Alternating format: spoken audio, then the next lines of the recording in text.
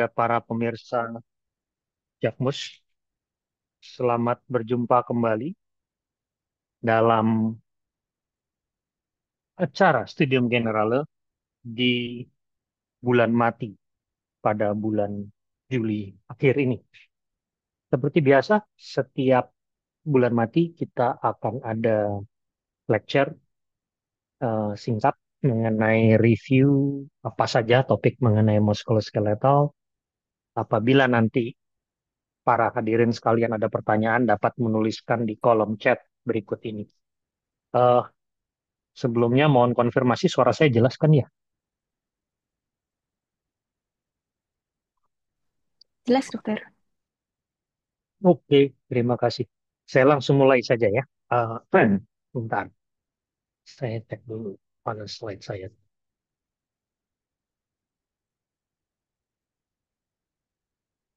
Co-host mohon itu dibantu partisipannya. Bentar, mana ya? Sekarang kehilangan.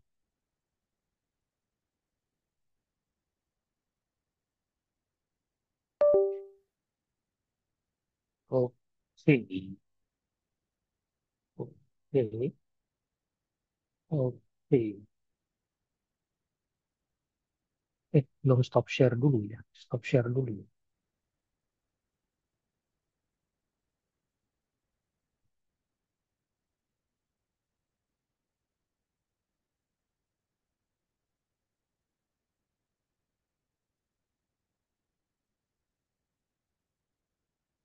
Ya, mohon konfirmasi sudah tayang. Sudah tayang, dok. Oke. Baik hadirin sejauh sekalian, topik kita pada sore hari ini adalah uh, review mengenai imaging dari tulang rawan. Um, Tulang rawan ini memang pada era sebelum adanya MRI, ini memang tidak banyak dielaborasi ya tentunya, karena visualisasi yang terbatas dengan menggunakan X-ray ya. Tapi sekarang dengan ada ultrasound dan juga MRI, maka kita jadi bisa melihat banyak hal ya. Dan dalam hal ini paparan pada sore hari ini lebih bersifat sebuah overview awal ya, tidak terlalu mendalam ya. Tapi setidaknya berupaya untuk memberikan gambaran baik kepada teman-teman dokter radiologi maupun pada teman-teman yang bukan dokter radiologi untuk sama-sama mendapatkan eh, tambahan pengetahuan sejauh mana eh, radiologi dapat berperan dalam penilaian tulang rawan. Baik, dan tulang rawan tentunya yang dimaksudkan di sini adalah pada kasus-kasus injury, ya. Karena memang ternyata cedera yang melibatkan tulang rawan itu amat sangat banyak. Dan problem utama adalah karena hyalin cartilage yang ada pada tulang rawan, khususnya di daerah ekstremitas, itu adalah struktur yang bersifat avaskuler. Dia mendapatkan nutrisi dari imbibisi ya, rata-rata ya. Dari imbibisi, dari struktur di subkondral atau subartikuler. Nah, dengan sendirinya, kalau dia avaskuler, maka apabila terdapat kerusakan, kemampuan untuk menyembuhkan dirinya menjadi terbatas. Dan tentunya apabila dia gagal menyembuhkan diri, maka pada kasus-kasus khususnya trauma, itu dapat berkembang menjadi OA sekunder. Dan OA seperti yang kita tahu, perubahannya akan bersifat progresif, perlahan tapi pasti sampai menjadi berat. Dan pada kasus OA sekunder itu tentunya perubahan OA itu bisa dijumpai pada usia yang relatif muda ya, karena terjadi sekunder pasca trauma. Nah, jadi dalam hal ini perlu dilakukan identifikasi kerusakan-kerusakan tulang rawan itu sedini mungkin. Dan beberapa modalitas radiologi yang selama ini bermain tentunya tidak akan saya evaluasi, itu saya bahas semua, tetapi hanya sebagian saja ya, karena tidak semua berperan penting dalam evaluasi tulang rawan. Nah, pemeriksaan radiografi tentunya yang kita tahu itu adalah menilai tulang. Ya. Dalam hal ini kalau dia menilai tulang, maka unsur non tulang dalam hal ini cartilage-nya itu tidak akan terlihat karena dia akan tembus dengan sinar X. Sehingga yang kita lihat di sini adalah celah sendi yang kemudian dalam laporan radiologi kita nyatakan sebagai ada tidaknya penyempitan celah sendi. Yang sebenarnya secara tidak langsung menggambarkan ada tidaknya penipisan kartilago atau bahkan mungkin defek kartilago. Tentunya kita tidak dapat mengetahui secara radiografi kalau misalkan ada penyempitan kartilago mana yang menipis, apakah di sisi tulang A atau tulang B dari pembentuk kartilago tersebut. Ya. Tapi tentunya kerusakan tulang rawan juga biasanya akan diikuti dengan perubahan di tulang-tulang di subartikuler atau di subkondral. Bisa berupa sklerosis reaktif, bisa berupa irregularitas atau eburnasi, atau berupa subchondral cyst, ya, subchondral defect, ya, termasuk. Dan itu bisa terlihat secara radiografi. Ya. Nah, dengan sendirinya osteochondral injury, osteochondral fracture, atau osteochondral defect itu bisa terlihat secara radiografi karena unsur osteonya itu, yang kondralnya itu yang tidak bisa terlihat. Tapi tentunya juga radiografi di sini hanya mengatakan ada atau tidak ada osteochondral atau osteochondral defect, tapi tidak dapat menilai lebih jauh lagi ya daripada itu. Nah, sehingga biasanya kalau kita mau melihat kartilagonya saja, maka patokan kita adalah penyempitan celah sendi. Dan dalam hal ini, untuk mengatakan celah sendi menyempit yang berarti ada hilangnya kartilago, itu menurut penelitian sensitivitasnya 91%, tapi spesifisitasnya 23%. Artinya belum tentu memang kalau ada penipisan itu berarti spesifik punyanya cartilage defect. Penelitian tahun 2005 publikasi juga menyebutkan bahwa ditemukan juga pada kondisi keadaan di mana cartilage-nya hilang, ya, dari kasus 42% kasus yang di mana terdapat kerusakan kartilago, foto polosnya itu celah sendinya tidak menyempit. Jadi artinya kita bisa bilang pada foto radiografi bahwa eh, normal, padahal sebenarnya ada defek tulang rawan. Gitu. Sehingga bisa menjadi undiagnosis. Ini adalah contoh kasusnya, kok gambarnya jadi begitu ya? Oh, sebentar ya. Saya ralat dulu deh. Ini kayaknya ada perubahan ya. Kenapa bisa begitu ya? Sebentar, sebentar, sebentar.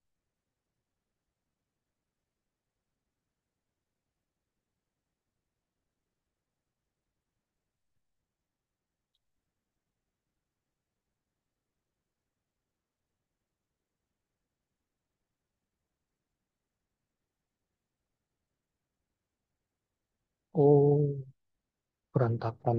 Coba saya ulang lagi deh. Saya cari lagi barangnya di mana.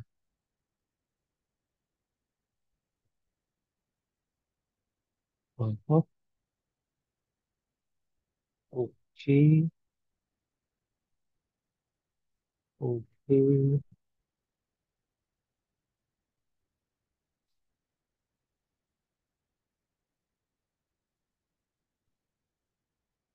Iya, aneh sekali nih, Pe.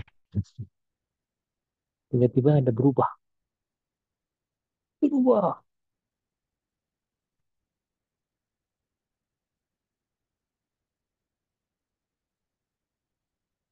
Para dua jadi satu. Coba saya tes lagi.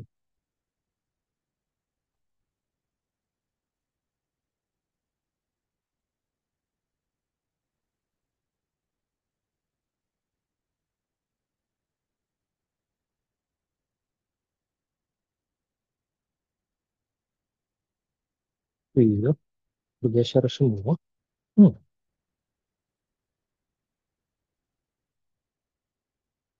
kok bisa begini?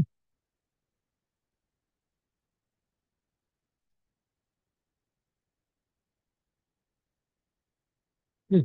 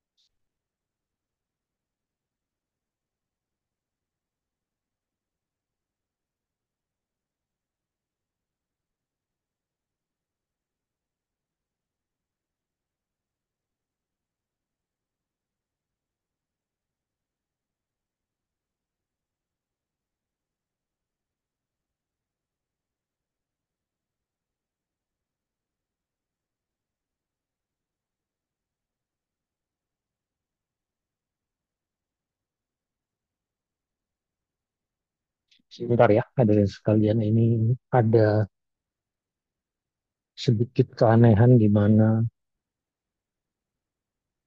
layoutnya tiba-tiba geser sendiri. Agak-agak ngeri-ngeri sedap.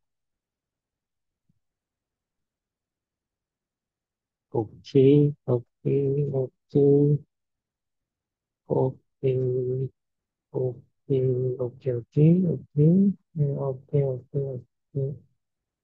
Ini oke. Oh ini aneh juga.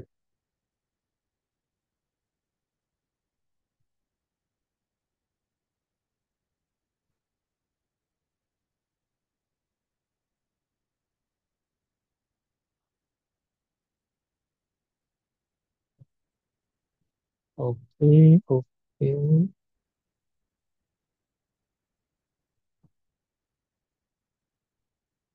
Nah, ini juga berubah.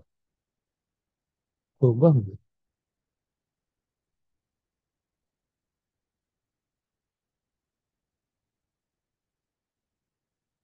Hmm.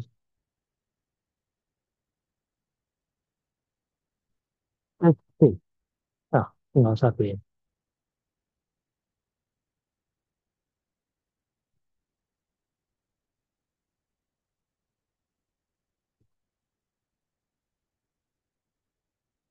Baik, kita lanjutkan. Hmm, zoom, zoom, zoom. Oke, baik. Mohon maaf. Kita lanjutkan ya. Baik, jadi tadi kita sampai di kondisi di mana pada radiografi itu bisa terjadi kehilangan tulang rawan tetapi celah sendinya tidak menyempit secara radiografi, yang mana itu diperlihatkan antara lain pada gambar ini. Kita bisa lihat di sini bahwa pada kasus ini radiografi AP itu yang di atas tuh, dan yang di bawah itu adalah sagittal cartilage MRI. Ya. Kita bisa lihat di sini di kompartemen medial, saya tunjuk di sini,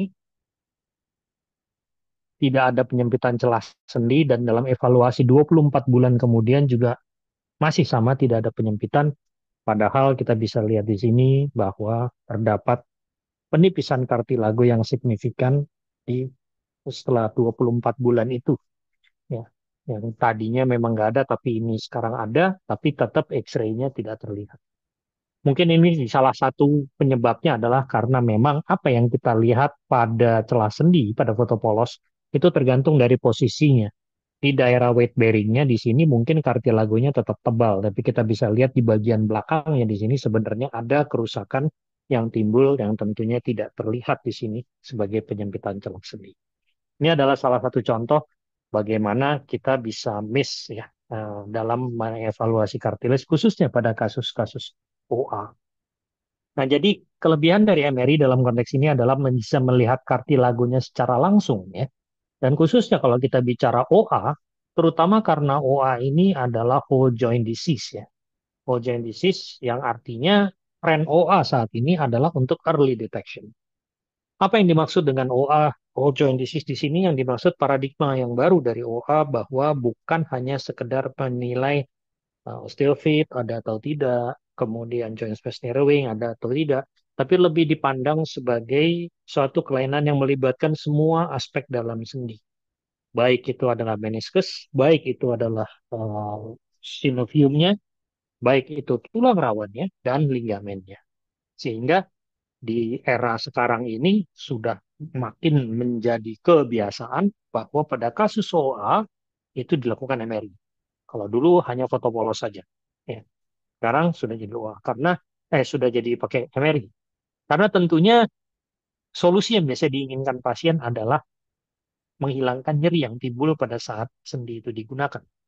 Dan tentunya kalau tidak tahu persis bagian mana dari sendi yang menyebabkan nyeri, tentu akan menyebabkan pasien tidak puas gitu ya dengan tata laksananya barangkali karena kurang pas gitu ya. Oleh karena itu banyak sejawat sejawat dokter praktek di lapangan sekarang memintakan MRI untuk kasus-kasus OA. Dan tentunya bukan hanya untuk mengatakan ada tidaknya kerusakan tulang rawan, tapi juga bisa dilakukan segmentasi dan bahkan juga dievaluasi ketebalan dan volume dari kartilagonya itu sendiri. Ya. Nah, secara umum kartilago itu evaluasi kartilago dengan menggunakan MRI itu dibagi menjadi dua jenis. Pertama adalah menilai morfologinya. Morfologi dalam artian penampakan fisik, bentuk, ketebalan, permukaan, ya, area luas, ya, strukturnya, ya, dan sebagainya. Sementara biokomposisi itu melihat struktur seluler di dalam kartilagonya. Ya, jadi kita di sini melihat di dalam kartilago hialin itu matriksnya, kemudian komponen hidrogen, proton hidrogen, airnya, karena kan kartilago mengandung lebih banyak cairan ya dibandingkan tulang kalsium ya.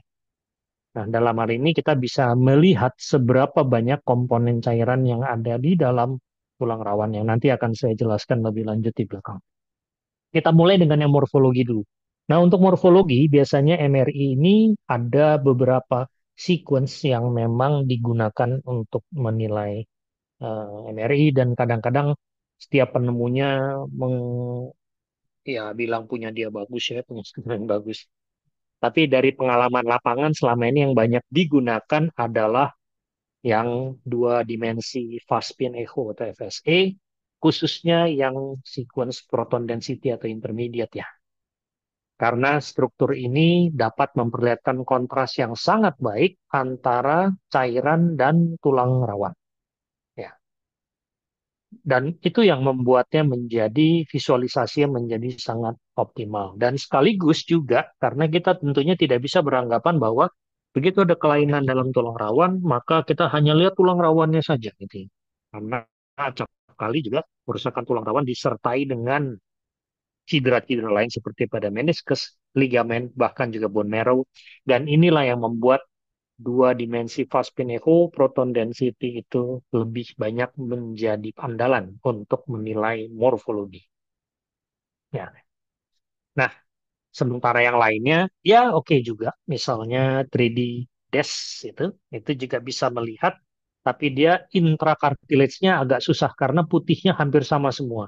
Jadi misalnya kalau ada kartilago yang terkelupas atau ada bolong lokal di tengah, itu dia bisa kelihatannya kayak nggak ada apa-apa.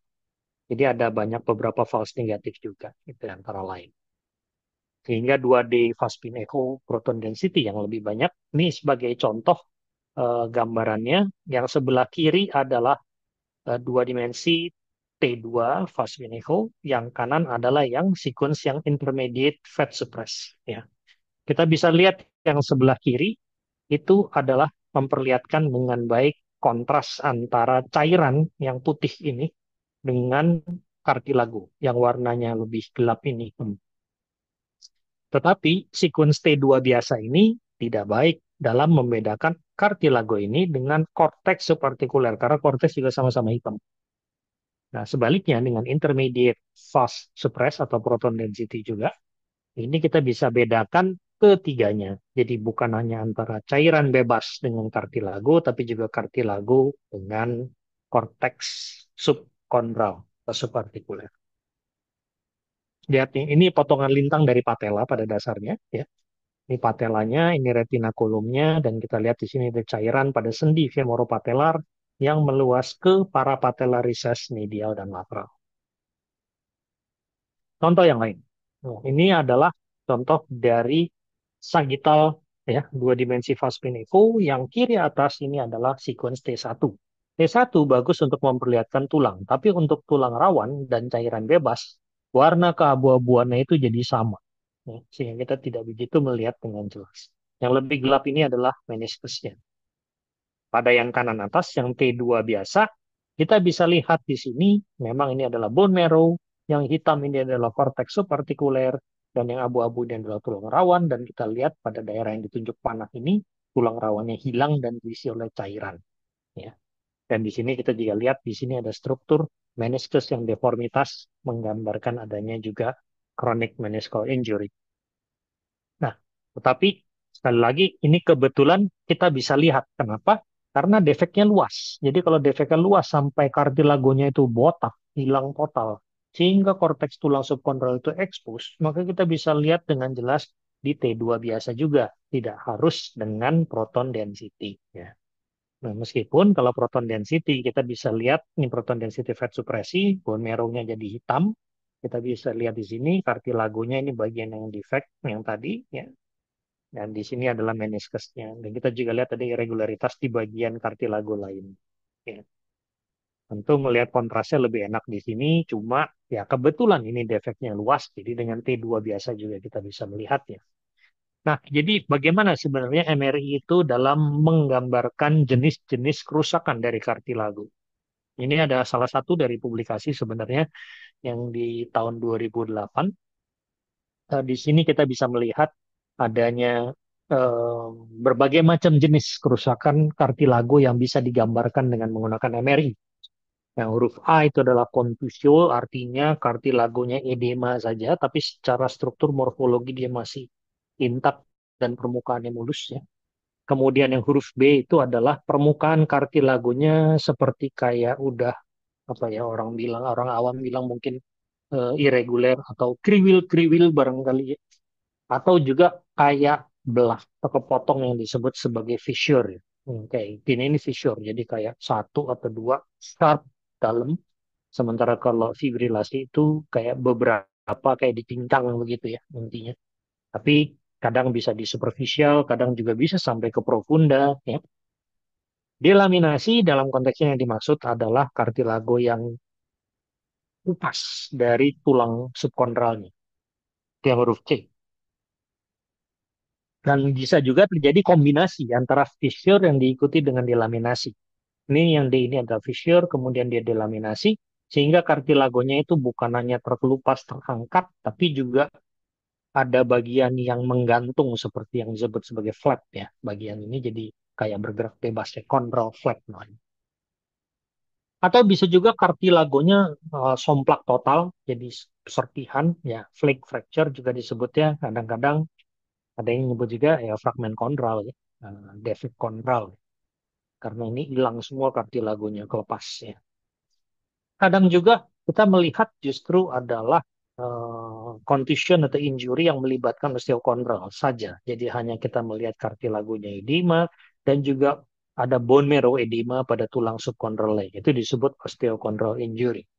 Dan osteokondral injury bisa juga disertai dengan kerusakan struktural di mana fragmen di daerah injury tersebut ambles ke dalam ya kayak fraktur depresi misalnya ya, antara lain ya jadi kita bisa melihatnya osteokondralnya impaksi menerobos ke dasar tulangnya atau sebagian justru sebaliknya fragmen kartilago bersama tulang subkondral di bawahnya ini sepotong ini semuanya copot yang disebut osteochondral flake fracture atau yang mungkin H ini lebih populer dengan nama osteochondritis dissecans. Yang mana osteochondritis dissecans juga punya penggolongan klasifikasi macam-macam lagi. Ini nanti akan saya bahas di belakang. Nah, ini adalah salah satu contoh yang kita bisa lihat antara lain. Ini kita lihat ada focal deep cartilaginous, mungkin bisa dibilang fissure ini ya, dan dengan delaminasi karena dia habis masuk nyodok ke dalam, kemudian dia belok ke kanan sehingga membuat fragmen kartilago ini lepas atau terpisah dari tulang korteks subartikularnya. Tadi kita bisa lihat ini juga karena ada cairan putih nih, cairan sinoviumnya, cairannya itu masuk ke dalam telah tersebut ya. Nah, selain itu kita juga bisa melihat ini contoh yang lain kalau pakai yang sequence SPGR ya sebenarnya ini sih ini mau menggambarkan apa ya? Oh, ini contoh yang kalau lagi ini tak aja ya. Ini salah nih kayaknya ini harusnya udah nggak dipakai. Nah, ini juga adalah salah satu contoh yang dimana kita bisa melihat di sini.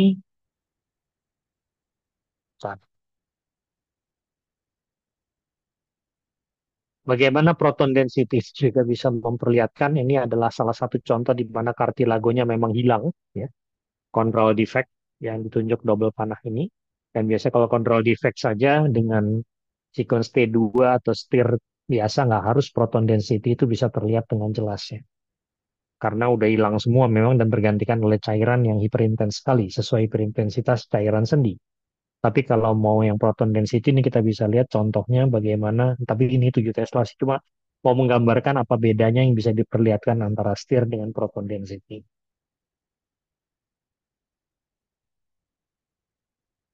Nah, ini adalah juga contoh yang lain di mana pada kasus seperti ini kita bisa melihat juga ada control defect, ya. Ada control defect dan fibrilasi di bagian ini control defect, fibrilasi sedikit belakangnya, dan pada sequence ini di sini juga ada fibrilasi di bagian posteriornya, ya. Dan di situ kita bisa lihat juga selain kerusakan kartilagonya juga ada kerusakan dari meniskusnya di sini. Ya. Nah, itu bedanya antara sequence yang intermediate PD-T2 dengan sequence khusus kartilago yang tadi DSS misalnya, itu dia bagus oke kartilagonya, tapi meniskusnya jadi kesannya kayak nggak bisa didiferensiasi ini kerusakannya seperti apa. Ini kasus yang sama, konon. Ya, tapi kita bisa lihat bahwa yang kita evaluasi kan bukan hanya sekedar kartilisnya saja. Oleh karena itu, sequence DES ini juga nggak terlalu banyak dilakukan sekarang, atau mungkin hanya sebagai tambahan saja. Nah, ini juga salah satu contoh bagaimana yang mencoba menilai bagaimana sequence 3D DES tadi dengan MRI 3 tes malah dia diadu dengan artroskopi, berapa sensitif sih dia untuk early stage disease. Kita lihat sensitivity-nya menurut klasifikasi Arthur Bridge di sini bahwa dia memang sensitif apabila grade-nya sudah grade 4 ya. Tapi kalau grade 1 kita lihat sensitivity-nya sangat rendah ya, bisa sampai nggak kelihatan. Ini juga salah satu bukti juga yang mencoba untuk memperlihatkan, mencari sequence mana yang paling bagus untuk ini. Nih, ini adalah contoh yang proton density ya. Bagus, kelihatannya bagus sekali. Dan kita bisa lihat di sini yang kiri adalah aksial, yang kanan sagittal, ini kelihatannya struktur normal. Ya, kartilagonya yang ini ketebalannya relatif sama, permukaannya reguler, batas kontrasnya dengan cairan jelas, batas kontrasnya dengan korteks subkontralnya juga jelas, hitam, abu-abu, putih. Gradasinya terlihat jelas. Pun di bagian sagital ini patella, ini femur, kita lihat ini di troklea, kartilagonya seperti ini, yang ini, dan kita bisa lihat juga di sini contohnya ada sedikit perbedaan derajat keabu-abuan ya antara bagian permukaan dan bagian profunda. Nanti akan saya jelaskan di belakang. Nah, tentunya kadang orang bilang, wah itu karena 3 Tesla. Ya enggak juga. Sebenarnya 1,5 Tesla juga bisa kelihatan dengan cukup baik lah. Cuma mungkin akan ada sedikit noise, tapi tentunya sekarang sudah banyak juga software-software, bahkan juga artificial intelligence yang bisa membantu untuk memperlihatkan atau mengurangi gambaran ini. Jadi sekedar eh, refreshing ya, bahwa yang namanya artificial intelligence itu kebanyakan agak agak menjadi bahan pembicaraan ya. Tapi kadang orang berpikir langsung kalau dengar artificial intelligence itu kan mikirnya yang hebat-hebat ya. Maksudnya seperti kayak di film-film, tinggal nanya, ini sakit apa, komputernya bisa jawab langsung ya. Tapi perlu diingat bahwa artificial intelligence itu bukan semata-mata untuk itu, tapi berbagai aspek itu bisa pakai artificial intelligence. Misalnya dalam hal pasien registrasi, sehingga tidak terjadi misregistrasi, dia bisa tahu nih, kalau misalnya orang yang ini, dia ada imaging sebelumnya dan imaging sekarang, loh ini kok beda, dia bisa langsung ngasih warning. Atau pada saat pemasangan penetapan sequence radiografer lagi nyusun setting itu dibantu dengan AI itu bisa. Atau kalau pasiennya bergerak atau kasusnya itu motion geraknya itu bisa dihilangkan dengan bantuan dari artificial intelligence. Atau kalau noise banyak seperti gambar yang di kanan itu bisa dihilangkan jadi seolah-olah jadi mirip kayak gambarannya kayak MRI 3 Tesla. Itu semua adalah penerapan artificial intelligence pada berbagai lini. Ya. Jadi bukan serta-merta hanya langsung dilihat ujung akhirnya saja diagnostiknya. Jadi sebenarnya AI itu banyak AI apa dulu kalau mau ngomong AI itu ya. Ya itu tujuannya bermacam-macam dan penggunaannya juga bermacam-macam. Ya.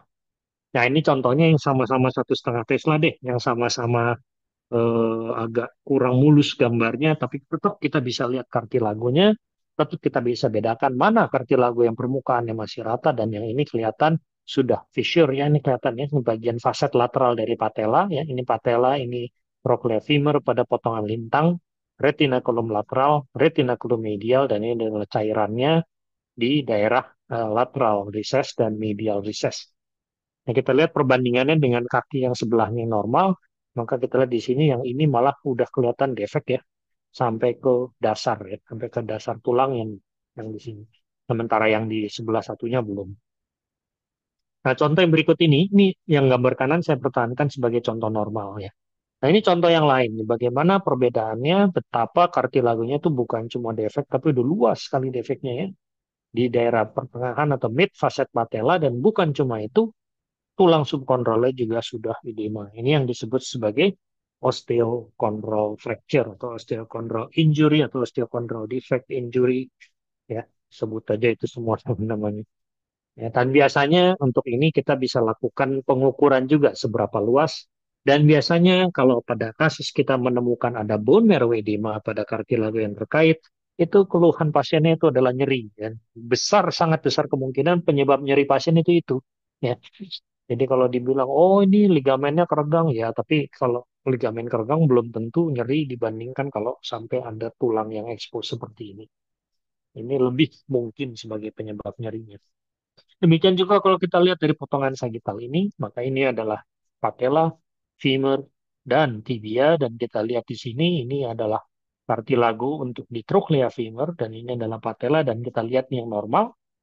Dan yang abnormal, kita lihat ada defek yang luas di sini, di daerah trochlea femur bagian superior, ya, yang terisi oleh cairan dan korteksnya kelihatan expose. Nah, ini contoh bentuk yang lain. Ini adalah bentuk dari osteokondral infaksi yang tadi dalam klasifikasi tadi yang ada grafiknya tadi, ada diagramnya tadi. Kita lihat bagaimana kartilagonya itu ambles, korteksnya juga ikut ambles, dan juga kita lihat ada bone marrow edema ringan di sini. Ya, ini osteokondral infaksi bisa disebut. Dan yang ini adalah contoh dari cartilage defect yang sangat luas ya, yang biasanya tentunya kalau dalam keadaan ini kita bisa melakukan pengukuran, dan biasanya pengukuran dilakukan secara dua dimensi, berapa kali berapa. Dan itu biasanya perlu menjadi informasi untuk tata laksana berikutnya. Apakah dia cukup luas untuk perlu ditindak atau tidak. Ya. Tapi tentunya kita di sini juga harus lihat bahwa belum tentu bagian kartilago yang salah lain itu eh, hanya itu gitu ya. Jadi maksud saya dalam satu area tulang itu bisa terjadi beberapa jenis kerusakan. Kayak contohnya di sini deh. Gambar sebelah kiri ini adalah potongan koronal, ini di kondilus medial, dan area ini gambar yang kanan, potongan sagittalnya. Femur, ini tibia. Dan ini defek ini adalah defek yang dimaksud ini, yang ditanda panah hijau ini. Tapi kita lihat lebih di lateralnya lagi, ini ada osteochondral contusion. Karena di sini kita lihat kartilagonya edema, bahkan mungkin di sini fibrilasi, dan di sini ada bone marrow edema. Ya.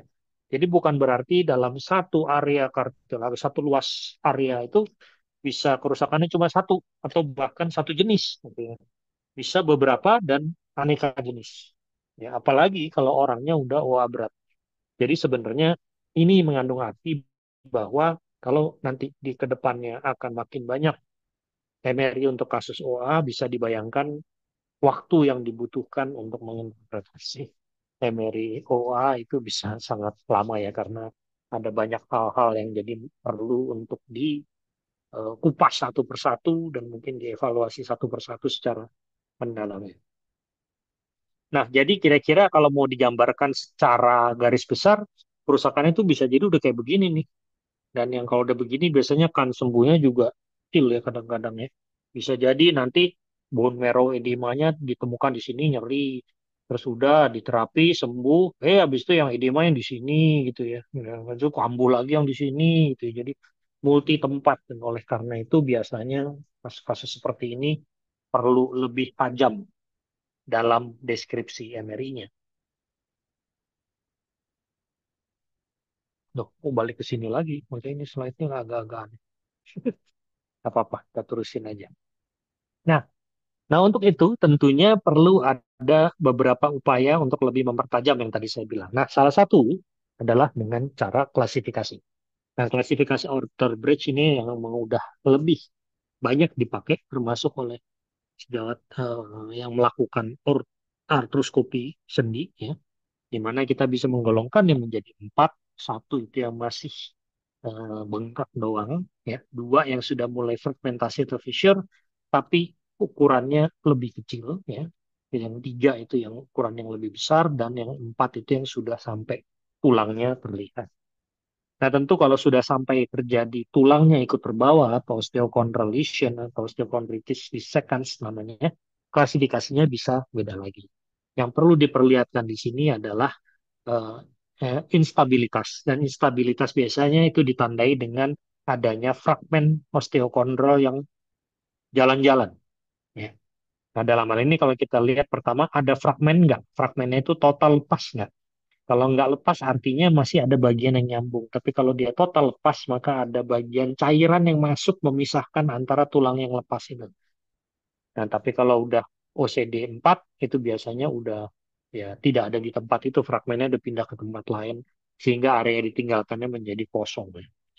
Nah, tentunya kalau pertemuan artroskopik untuk ECD 1234 ini adalah seperti ini, maka sebenarnya bisa diperlihatkan juga dengan menggunakan radiografi. Karena radiografi tulang subkondral itu bisa kelihatan meskipun kartilagonya tidak. Dan kita bisa asumsikan di permukaan kartilago itu pasti ada tulangnya. Oleh karena itu, osteochondritis dissecans itu termasuk yang mungkin bisa dilihatkan dengan jelas cukup dari radiografi saja. Apakah dia hanya subchondral compression atau sudah sampai fragmentasi, completely detached atau lepas tapi tidak displaced, benar displaced yang disebut sebagai grade 4 dari Baird-Hartree classification. Nah, kemudian ada lagi yang mencoba untuk mengkombinasikan, mengkorelasikan, ya, yang disebut klasifikasi Nelson di Paula. Mungkin tidak semua pakai ini, tapi ini ada publikasinya yang saya lihat di mana stage 1, 2, 3, 4 Nelson di Paula ini ada relasinya antara artrosnya dengan temuan MRI-nya dengan temuan radiografinya. Ya. Nah, tapi tentunya dalam hal ini yang banyak, yang cukup banyak digunakan di negara-negara Eropa sana adalah sistem klasifikasi menurut International ini apa, Cartilage Repair Society, ya. Nah, dalam hal ini mereka membuat grading 0, 1, 2, 3, 4. ICRS ini adalah sebenarnya adalah suatu perkumpulan working group yang memang fokusnya pada repair cartilage dan joint preservation, ya. Jadi dalam hal ini kartilago itu betul-betul dipermak, ditambal, itu seperti kayak kita ngebenerin ubin lantai yang somplak aja gitu. Itu konsepnya udah kayak begitu, ya. Jadi tentu pendekatannya lebih cenderung ke surgical. Nanti saya jelaskan lebih lanjut di belakang. Tapi klasifikasi dia ini mencoba untuk menggambarkan mulai dari masih kondral sampai kemudian ke osteokondral kerusakannya. Ya. Nilai dari dia masih superficial doang, cuma fissure, sekedar irregularitas di permukaannya, rusak-rusak dikit, ya. Grade 2 itu kalau udah ekstensi, tapi dari ketebalan cartilage masih kurang dari 50%. Grade 3 itu kalau sudah lebih dari 50% ketebalan kartilago yang terlibat, ya. Eh, Kalau perlu yang udah agak dalam tapi tidak mencapai subchondral bone, ya, atau dia sudah mencapai subchondral bone. Jadi secara visualisasi gambarannya kira-kira adalah seperti ini, ya. Yang grade 3 nih, ini yang grade 4 nih, yang grade 2 kira-kira kayak gini level kerusakannya. Nah, tentunya tidak berhenti di situ karena dalam hal ini ICRS itu dalam melakukan repair cartilage, dia tentu juga harus membuat kayak semacam bukan hanya grading tapi juga terminologi yang lebih baku mengenai lokasi. Hingga di situ juga dikenal versinya ICRS dalam menggolongkan area-area di mana kartilago itu berada. Sehingga kita dapat membuat lebih spesifik defek itu terjadi di area yang mana, misalnya kondilus, medial, bagian Kayak misalnya ini ya.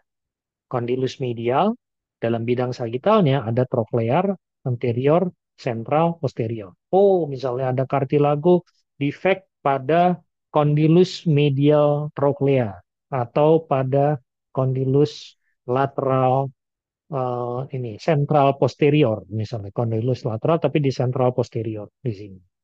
Demikian juga di patelanya, demikian juga kategorisasi di bidang di end plate tibial platonya gitu ya. Jadi dengan demikian bahasanya tuh jadi sama, nyambung gitu loh. Jadi di bahasnya bisa lebih spesifik dan bahkan model pelaporannya mereka juga membuat template anjuran di mana di situ setiap lokasi itu kalau bisa disebutkan juga defect size-nya itu berapa, cartilage ukurannya dalam artian berapa kali berapa. Berapa kali berapa yang di mana, yang di sini berapa kali berapa, yang di situ berapa kali berapa gitu ya. Nah, dalam hal ini tentunya evaluasi kartilago untuk yang model ini itu eh, apa adalah evaluasi morfologi sekali lagi ya. Nah, masalahnya adalah evaluasi morfologi ini seringkali menemukan hasil yang normal kalau kasusnya masih early.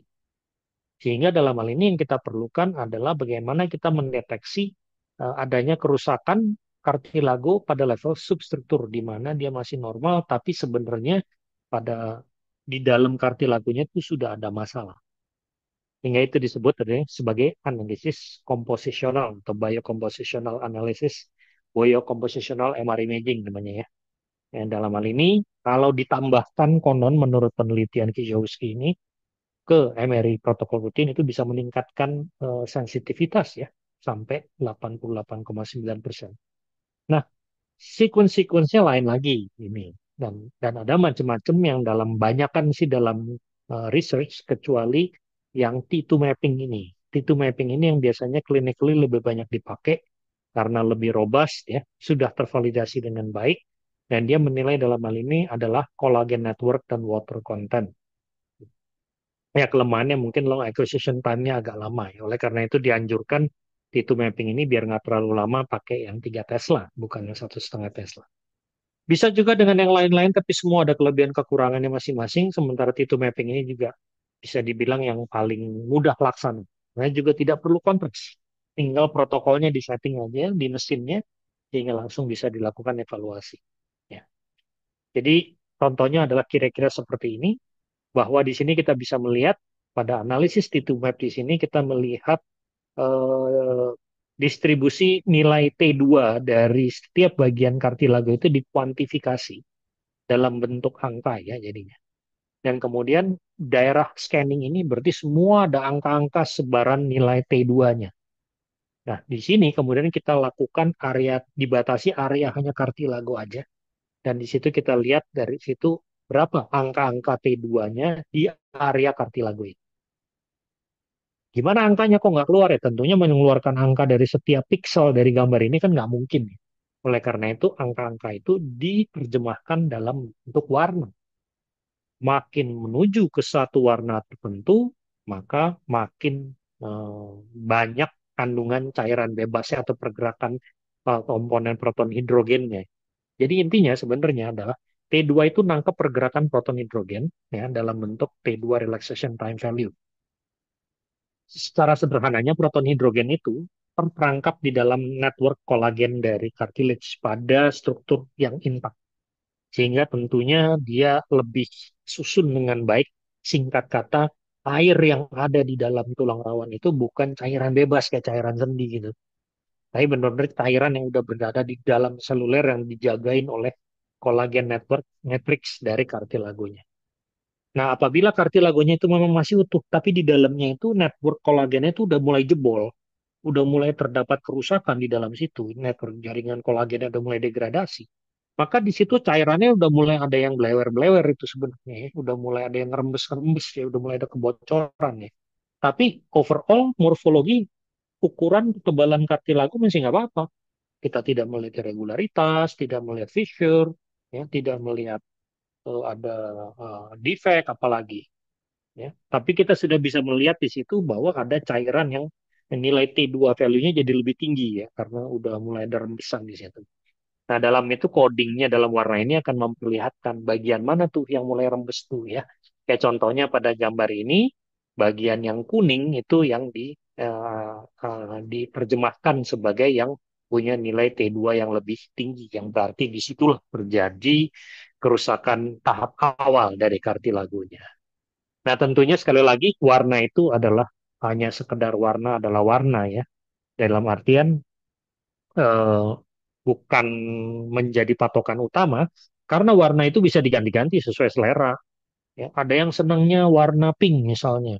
Oh, itu bisa disetting di alatnya. Degradasi dari berbagai macam pink, dari pink yang pucat banget sampai pink yang kinclong banget gitu misalnya.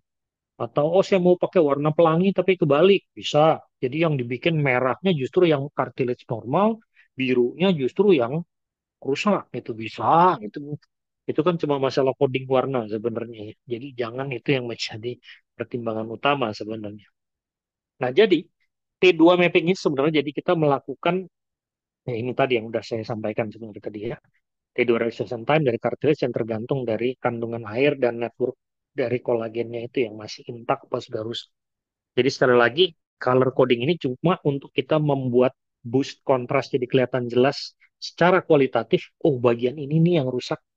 Nah, setelah itu ketahuan bagian itu yang rusak, kita lakukan area penetapan area, kita bikin pakai cursor gitu ya, kita bikin area itu, tracing, kita tentukan region of interest itu di bagian yang berubah itu. Nanti akan keluar berapa rata-rata angkanya T2 di situ.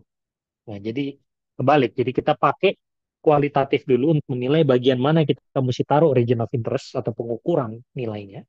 Oh, bagian yang ini. Kotakin di situ, keluar angkanya di situ, rata-rata berapa di area itu kerusakan itu terjadi. Nah, eh, tentunya dalam hal ini eh, kerusakan itu tergantung, bukan kerusakan maksudnya. T2map itu ada juga kelemahan yang perlu diingat. Bahwa T2map itu berbeda-beda dengan alat yang berbeda. Angka dari 1,5 Tesla MRI nggak bisa dibandingin dengan 3 Tesla. Nggak sama. Jadi kalau mau melakukan evaluasi, misalnya sekarang diukur, terus kemudian kasih terapi, diukur lagi, misalnya tahun depan mau lihat cartilage-nya udah membaik atau belum ya. Sebagai informasi, cartilage membaik atau enggak itu ada ininya, ada ilmunya juga ya. Mungkin di slide berikut nanti saya jelas. Nah, tapi intinya kalau dia beda alat itu nggak sama, nggak bisa dibandingkan. Jadi harus di alat yang sama. Harus yang di Teslanya sama, misalnya mereknya sama, yang pakai coil sama, yang protokolnya juga itu. Jadi kalau sekarang ceknya di rumah sakit A, terus kemudian besoknya cek di rumah sakit B, mungkin alatnya sama ya, tapi protokolnya lain. Itu angkanya jadi nggak bisa dibandingin. Oh ini bertambah sedikit 3 poin, padahal sebenarnya belum tentu. Ya. Nah ini kelemahannya dari T2 mapping. Oleh karena itu untuk evaluasi, untuk tujuan evaluasi, biasanya baiknya harus dilakukan di tempat yang sama, dengan protokol yang sama. Yang menyebabkan kenapa di negara lain ini dikerjakan tidak di sembarang tempat ya. Kalau saya tanya-tanya biasanya hanya institusi tertentu yang rutin melakukan research cartilage dan tindakan-tindakan terkait kartilago, center-center cartilage itu nggak banyak juga di luar. Nah, selain itu juga kita bisa lihat bahwa dalam satu ketebalan cartilage itu sebenarnya nilai T2-nya juga tidak homogen dalam satu ketebalan. Makin dekat ke tulang, itu airnya makin sedikit. Ya, makin dense, makin rapuh ya, cartilage structure-nya. Ya. Oleh karena itu, pengukurannya itu ada dua macam ya, yang disebut sebagai global T2 map atau zonal T2 map yang akan saya jelaskan berikut ini. Nah, ini sekedar gambaran bagaimana kita lihat secara struktur ada perbedaan antara bagian superficial dan bagian profunda dari cartilage. Kita lihat di sini adalah tulang subkondral yang ini, yang kita lihat di sini adalah tight mark. Konon kalau tight marknya itu sampai rusak, maka cartilage itu nggak bisa numbuh. Kalau tight marknya masih ada, itu harusnya cartilage-nya masih bisa numbuh lagi. Gitu ya. Itu yang diharapkan tentunya. Tapi ya kalau cartilage sudah botak ya mungkin mau nggak mau harus diimplantasi ya. Cartilage implant namanya itu ada kami sendiri. Nah di sini kita lihat bahwa water content itu berbeda antara bagian superficial dan profunda. Ya, oleh karena itu dalam satu ketebalan itu kita sebenarnya nggak bisa mengukur semua ya. Nah, kalau mau diukur semua ya boleh-boleh aja sih yang disebut sebagai global T2 map ya. Ya, jadi satu area kita tetapkan aja areanya itu di mana, nah itu udah disebut pokoknya kita ukur keseluruhan. Di sini kita bisa lihat contohnya nih secara morfologi ada kerusakan di sini kayak fibrilasi tapi tidak sampai dasar tulang kok nggak kena kelihatannya. Dan kita lihat pada gambar yang sebelah kanan analisis T2 map-nya kita lihat di sini bagian yang merah itu yang angkanya lebih besar kan di sini dari skala di sebelah kanan ini. Ini menunjukkan dia mungkin udah cairan bebas ini karena kartilago udah rusak, maka cairan sinovium ya jalan-jalan aja masuk ke situ. Ya, sementara bagian yang lainnya di sini kita lihat lebih hijau. Sementara bagian yang sehat kita lihat malah lebih biru, malah mendekati nol tuh kita lihat di situ yang biru kan mendekati nol. Jadi kita lihat di sini bagian yang sehat ini ada perbedaan di mana bagian permukaan itu lebih hijau, bagian dasar itu lebih biru. Ya, dari situ kita bisa menilai bahwa sebenarnya nggak bisa disamakan gitu. Karena kalau kita ngukur satu ketebalan ini, maka nilai yang muncul di sini adalah nilai rata-rata di jumlah semua itu. Jadi bisa jadi nanti kalau bawahnya biru, atasnya merah, jadi jadi saling meniadakan. Nanti kesannya kayak nol gitu ya. Nah itu yang kadang-kadang perlu menjadi pertimbangan ya dalam menetapkan hal tersebut. Nah, zonal T2 map itu jadi dia membagi jadi satu ketebalan itu kita potongnya dua. T2 map di bagian profunda dan T2 map di bagian superficial. Ya, itu yang dimaksud dengan zonal. Jadi udah lebih lebih dalam lagi, lebih spesifik lagi. Nah, model-model gini biasanya sih lebih kepada untuk aplikasi research, bukan aplikasi klinis ya. Nah, apa yang dilakukan di sini sebenarnya? Maka yang dilakukan di sini adalah ini udah ada area yang defect nih sampai ke tulang. Udah nggak ada tulang rawannya. Oleh karena itu di sini udah nggak diukur lagi T2 map-nya. Untuk apa? Kan udah cairan bebas. Yang diukur adalah di bagian pinggirnya nih, yang di sini dan yang di sini. Maka dilakukan di situ pengukuran bagian baik profundanya, zona yang profunda maupun zona yang superficial. Nah, kemudian di sini sebagai nilai normalnya diambil area pengukuran di bagian yang masih sehat pada kartilago yang sama itu di pinggir sini. Normalnya di bagian yang profunda maupun yang superficial. Dan kemudian dari situ biasanya penelitinya dapat melakukan penghitungan bagaimana di daerah sekitar ini. Apakah ini daerah yang sudah normal atau justru yang dalam proses menuju kehancuran juga, gitu ya. Dari situ bisa kelihatan dan supaya dia comparable maka dibandingkan terhadap yang normalnya. Oleh karena itu diciptakanlah yang namanya rasio atau indeks ya. Ini juga salah satu contoh yang membagi menjadi zona. Ada malah yang lebih parah lagi membagi menjadi 3 zona ya. Tapi saya rasa ini udah yang Tesla-nya lebih tinggi lagi. Ya, dari situlah yang muncul yang disebut sebagai T2 Map Index ya. Kenapa kemudian dibuat indeks? Ya supaya dia lebih netral ya karena ada yang itu tadi beda merek, beda sistem itu jadi membuatnya kan tidak comparable ya. Sehingga supaya comparable maka dibuat rasio ya atau T2 map ratio atau T2 map index. Nah, jadi sebenarnya kalau kita lihat sekarang dalam evaluasi cartilage seperti ini, seberapa perlu sih kita sampai ngoprek-ngoprek ini karena pasti mengerjakan penghitungan T2 map ini sangat-sangat time consuming. Apalagi kalau dimasukkan dalam konteks aplikasi klinis, praktek sehari-hari. Habis berapa waktu nih untuk ngerjain ini? Dan saya juga nggak yakin diganti BPJS atau enggak ya. Nah, tapi sebenarnya salah satu aplikasi dalam konteks seperti ini adalah untuk post repair imaging. Nah, untuk itu kita perlu tahu dikit dulu nih, post repair imaging ini dalam hal ini apa? Nah, dalam hal ini post repair imaging ini adalah upaya pembedahan sebenarnya, surgical approach ya, untuk memperbaiki ada kerusakan cartilage vokal atau defect cartilage. Ada beberapa teknik dilakukan mikrofraktur ya, tapi yang terjadi biasanya malah fibrosis ujungnya dan nggak kuatannya beda dengan cartilage. Atau osteochondral transfer biasa diambil dari bagian yang non weight bearing ya dikerok, bikin graft, kemudian ditemplokin di bagian yang defect itu. Ya. Atau chondrosit implantation, chondrosit yang diambil, disimpan, kemudian dipakai, ditaruh sebagai tambelan gitu ya. Jadi kan nambel ban lah singkat katanya. Nah, sementara ada juga cara yang lain, dan cara ini yang setahu saya banyak dilakukan di antara lain di negara kita, ya, yaitu dengan cara menyuntikkan zat-zat tertentu yang diharapkan bisa memicu pertumbuhan kartilagonya lagi. Jadi di sini cukup melakukan injeksi intraartikuler. Nggak perlu kita pakai skop masuk ke sendi, kemudian dibersihin daerah defeknya, kemudian dipasangin lem lah, ditemplok-templok ya, autologous implantation dipasang di situ. Nggak, itu kan udah teknik yang sebenarnya juga sulit hanya dilakukan di center tertentu. Nah, sementara yang approach ini adalah misalnya kita pakai stem cell gitu ya. Stem cell suntik di intracartilage, red, semua jadi cairan sendi itu akan berendam, semua bagian sendi berendam dalam stem cell. Dan kita lihat stem cell kemudian akan bekerja tentunya memperbaiki bagian-bagian yang rusak. Tapi sekali lagi, ini masih banyak dalam tahap research. Tidak semua pasien bisa. Ada kondisi-kondisi yang mungkin tentu menjadi halangan dan ini tentunya masih dalam tahap researchnya itu. Ambil contoh tadi, pada slide yang di belakang di sini, saya tadi sampaikan bahwa dalam lapisan-lapisan cartilage itu, cartilage masih bisa numbuh lagi kalau tight marknya masih ini. Karena ini adalah biang utamanya untuk dia membuat lapisan tulang rawan baru. Kalau sudah botak sampai ke tulang, ya nggak bisa lagi, udah nggak ada lagi tight marknya, nggak bisa terbentuk lagi gitu ya. Nah tentunya hal ini juga berpengaruh apabila dilakukan injeksi stem cell ya. Misalnya stem cell tadi yang mau berharap cartilage yang numbuh lagi ya tergantung di daerah itu tight marknya masih ada apa enggak gitu ya. Dan masalahnya visualisasi dari MRI belum bisa juga membedakan antara tight mark ini dengan korteks subkondral karena sangat rapat strukturnya, sangat kecil.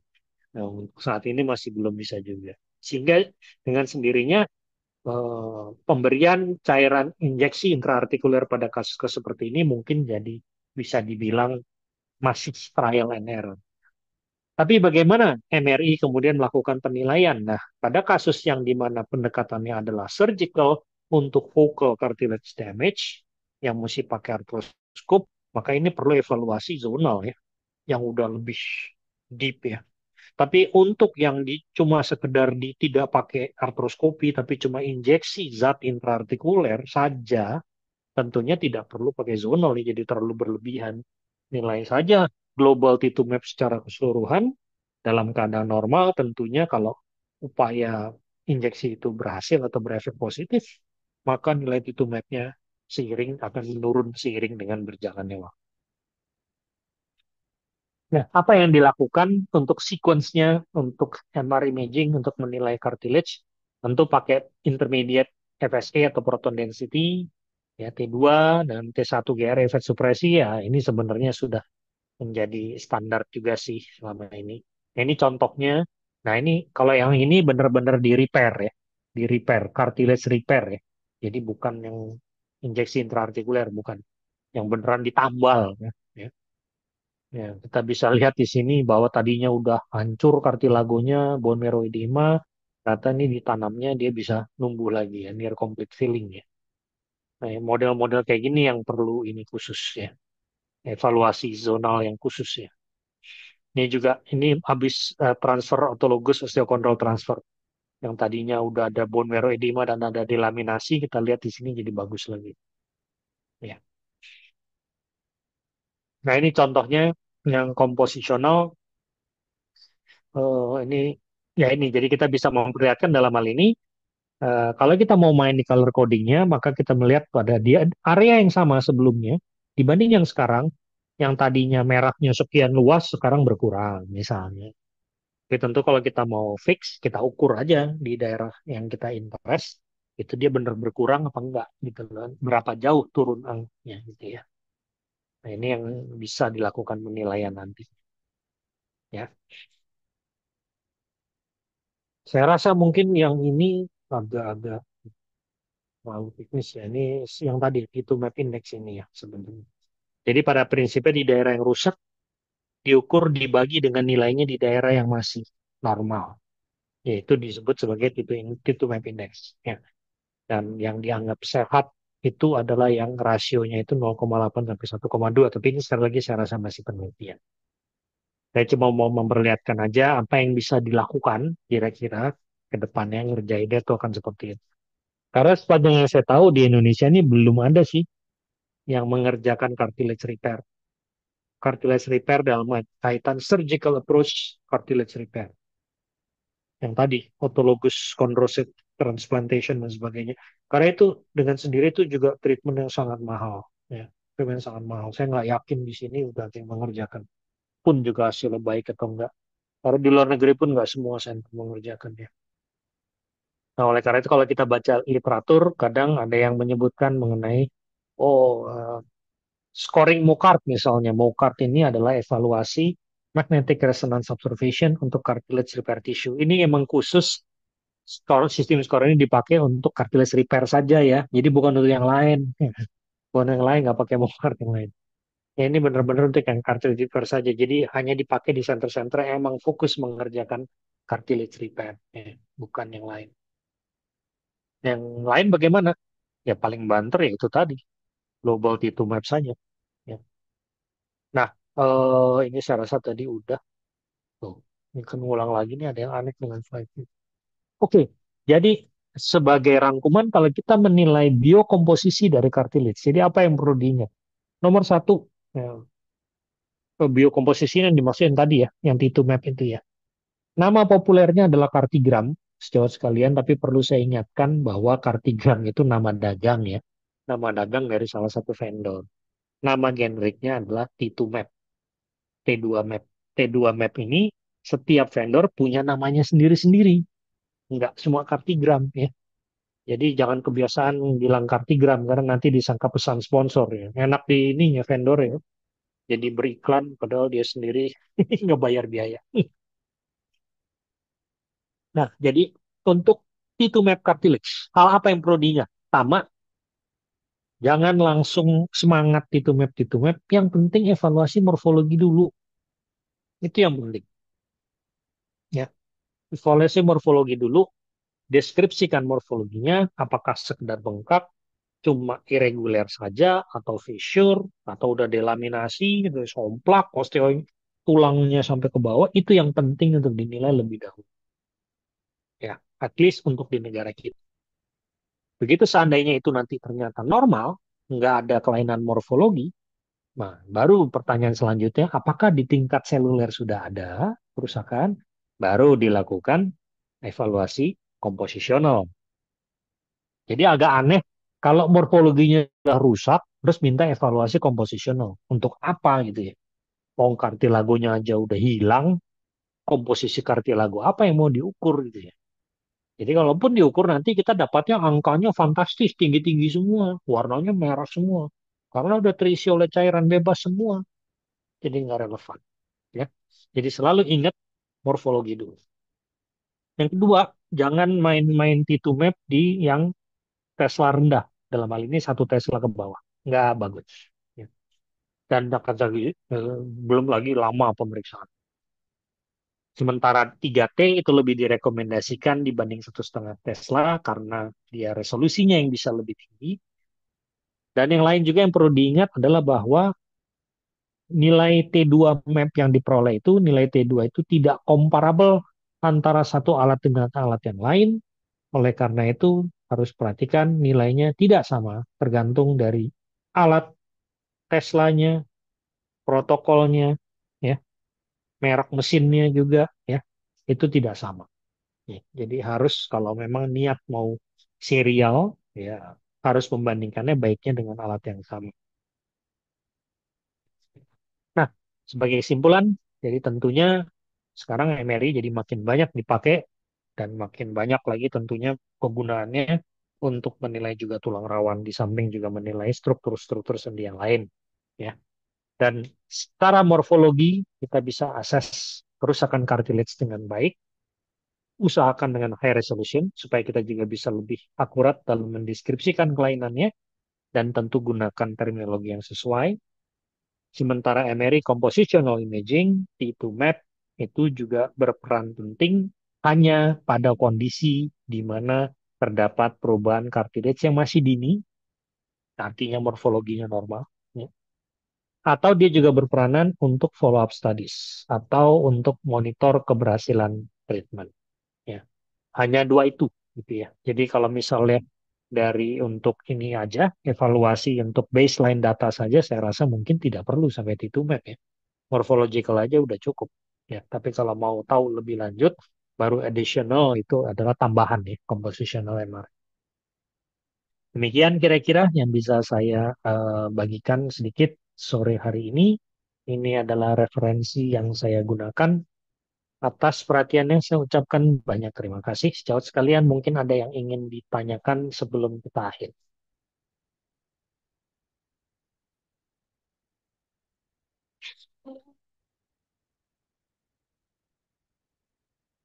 Saya tidak yakin sejawat lain juga banyak mengerjakan ya. Tapi mungkin at least morphological evaluation dengan MRI itu harusnya bisa tetap kita kerjakan.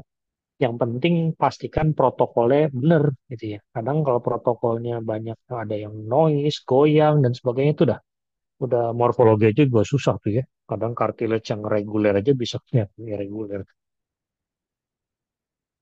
Gitu. Kira-kira. Baik, saya rasa mungkin nggak ada yang nanya buat pencerahan aja. Dokter Alia ada di tempat? Pingsan juga Dokter Alia. Baik, kalau tidak ada pertanyaan, Hadir, sekali lagi, dokter. yo ya. Gimana di kabar di Jakarta? Panas, dok. Gimana di Padang, dok? Panas juga. Tapi hari ini hujan, Pak. Oh, Begitu. Oke, baik. Saya rasa tidak ada pertanyaan. Terima kasih sejawat sekalian atas eh, kehadiran dan atensinya. Semoga bermanfaat. Kita jumpa lagi 2 minggu dari sekarang. 2 minggu dari sekarang adalah Radiology Reading Room Discussion, ya, yang tentunya akan membawakan kasus-kasus menarik dari RSCM untuk di-share bersama. Sampai ketemu 2 minggu lagi. Terima kasih semuanya. Selamat beristirahat, selamat makan malam, dan tetap semangat.